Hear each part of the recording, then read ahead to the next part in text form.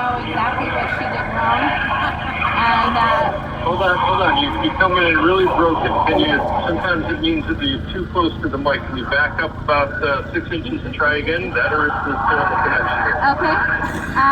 Edward definitely gave her a piece of his mind, and we're in it to do the work now. He's gonna come in, join you guys, and I am thankful that he has a couple people in there, a lot of people in there to welcome him. So we're here, and thank you for all you're gonna do after you see him. They will. Do you want to talk to them? Yeah, so it was, can you hear me, Jeff? Yep, I guess a little better. Hey, it's Nichole. Hey there. Okay, Hey, so, sweetie. So right. today, Edward Badalian, he rode in with Rodriguez into DC.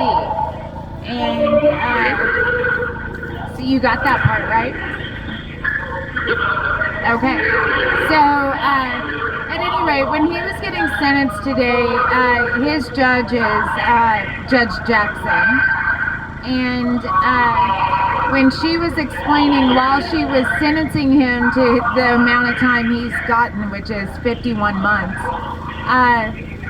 he absolutely stopped her every time that he felt like she was lying on him and said, "This is not going on the record about me." And they literally, no lie, got into a yelling match. Wow. Oh yeah, it was a whole thing. He was not going to be remanded, by the way.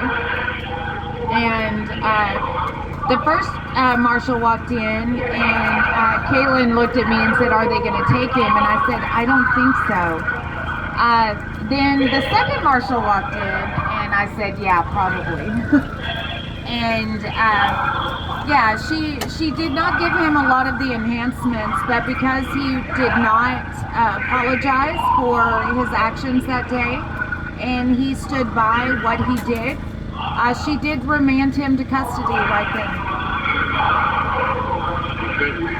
Out of curiosity, what charges did he have?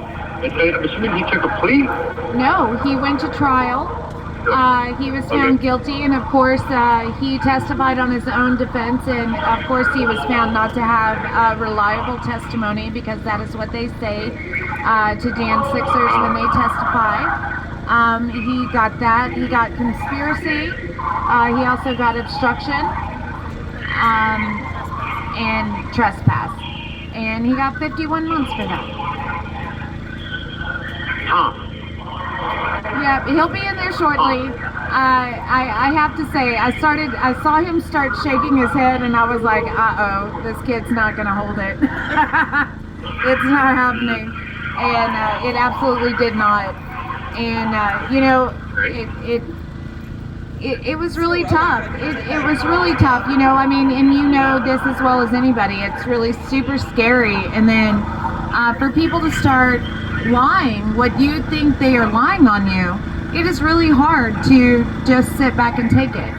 And you know, so he's going to be seeing y'all shortly, and you know, just showing the ropes. Yeah. I can definitely show him the ropes. I've been in here going on, I think, 1,000 days now, like 2.5 years. I've been in here 32 months now. Yeah, so I can definitely show him, quote unquote, the ropes. Yeah. Well, yeah, you know, I mean, he was only in for one day. He was never remanded. He had an ankle monitor on and abided by all those rules. She just didn't like what he had to say, and so she wielded her power. I get it. Yeah, she just wielded her power where she had it, and she used it. You know, it was super unfortunate, and Kaylyn and them have gone through what we've all gone through, is the process of knowing that your lawyer's not always absolutely on your side, and you feel very much like you're fighting it alone. And that is something that we need people to realize, is they're not in this fight alone, that it's not only other Jan Sixers, but other Americans that are very invested in what's going on. All right, so if I could ask, what were the falsities that you believe the judge is saying.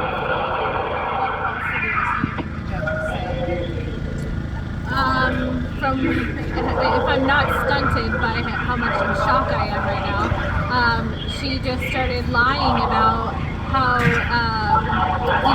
they just twisted his story from the beginning. They changed it from he was out there trying to urge the people against the cops by chanting "Heave Ho." Hold on, you gotta back up. You're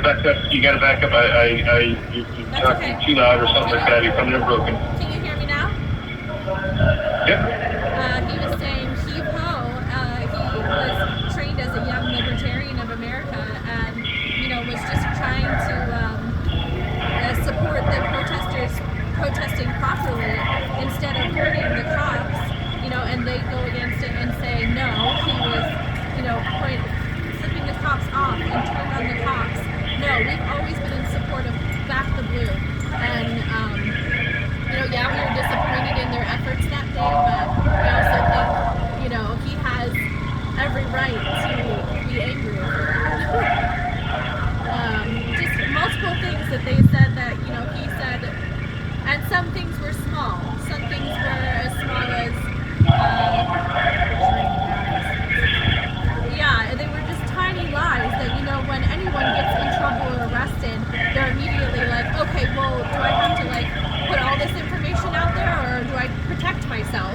Or, and it came out eventually, and he was willing, he was ready to give up, the people that were doing harm and cooperate, and they didn't want to have anything to do with it. They wanted to take this narrative and run with it. They wanted to ruin his life, and that's what they're trying.